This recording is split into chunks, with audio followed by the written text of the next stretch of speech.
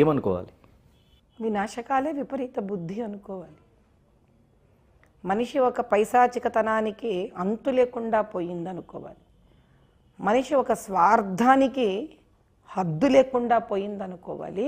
హైందవులు చేతగాని వాళ్ళము దద్దమ్మలు అనుకుంటున్నారు అని అనుకోవాలి. ఏం చేయాలి ఇప్పుడు? ప్రతి హైందవుడు లేచి జాగ్రత్తమయ్యి రాజకీయాలకు సంబంధం లేకుండా ఇది ధర్మము, రాజకీయాలు నిన్న మొన్న పుట్టాయి తప్ప సనాతన ధర్మము తారీఖు కూడా తెలియనప్పుడు పుట్టిన ధర్మం ఇది. దీన్నే కాపాడుకోలేని వాళ్ళము ఇండ్లేం కాపాడుకుంటాము, కుటుంబాలనేం కాపాడుకుంటాము, మా పిల్లలనేం కాపాడుకుంటాము, వంశాలనేం కాపాడుకుంటాము. మమ్మల్ని కాపాడే భగవంతుడికి అన్యాయం చేసిన వాళ్ళకి శిక్షించకుండా మేము మమ్మల్ని కాపాడమని ఆయనని రేపు మొహం వెళ్ళి ఏమని అడుగుతాం ఇంకోసారి ఆ వెంకటేశ్వర స్వామిని చెప్పండి. కాబట్టి రాజకీయాలకు అతీతంగా ఒక సామాన్య మానవుడు నిద్ర లేచి జాగ్రత్తం చెందాలి. నిదుర లేవరా హైందవుడా, నిదుర లేవరా, ఇంతే చెప్పగలను. ఎందుకు ఇంకా నిద్రపోతూ ఉన్నారు? చెప్పండి, ఏం జరిగింది? నా బోర్డు దగ్గర ఒకటి గొంతు చించుకొని అరుస్తోంది 3 రోజుల నుంచి. చెప్పా అని చెప్పాడు, ఇలా గల్తీ అయ్యింది అని. తిరుపతిలో అలజడి లేదు. ఏ పట్టణంలోనూ ఏ హిందువుడు బయటకు వచ్చి అలజడి చేయట్లేదు. నాకు అర్థం కావట్లేదు అసలు. నాకే ఆశ్చర్యంగా ఉంది. ఏమిటి అంత ఇలా స్తంభించేందుకుంది? ఎందుకు ఎవడు జాగృతం కావట్లేదు? ఎందుకు బాధ వేయట్లేదు? ఎందుకు కోపం రావట్లేదు? మీడియా అనే ఒక సంస్థ తపనబడి తిరుగుతున్నారు మీరందరూ.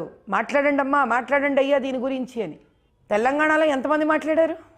ఏది తీయండి నిజానిజాలు బయటికి. ఇప్పుడు ఈ కలుషితమైన లడ్డు ఎందుకింతటి వార్త బయటికి వచ్చింది? ఇలా కల్తీ చేశారు అని ఒక వార్త వస్తే చేశారులే అని అనుకుంటున్నారా? అందరు హిందువులు చేశారు, ఇంకేం చేసుకోగలము అనుకుంటున్నారా? నాకు అర్థం కావట్లా. నా వరకు నేను దీన్ని వదిలిపెట్టకూడదని నిర్ణయించుకున్నాను. ఏం చేయదలుచుకున్నారు? దీనికి నాకు తోచింది ఒక 2-3 రోజులలో ఒక 101 మంది మేము కలిసి కాషాయ వస్త్రధారణ చేసి హైందవ ప్రాయశ్చిత్త తిరుమల ప్రయాణం చేయదలుచుకున్నాను. హైందవ ప్రాయశ్చిత్త తిరుమల ప్రయాణం మేమందరము ఓ 101 మంది యువకులను చేర్చి, ఎందుకంటే ఆ తరానికే నేను ఒక సందేశాన్ని ఇవ్వాల్సిన బాధ్యత నాకుంది. ఇప్పుడు ఆయన దగ్గరికి పెళ్ళవ్వాలని వెళతాం, పెళ్లి కుదిరితే నాయన నీ దగ్గర వచ్చి పెళ్లి చేస్తామని అడుగుతాం.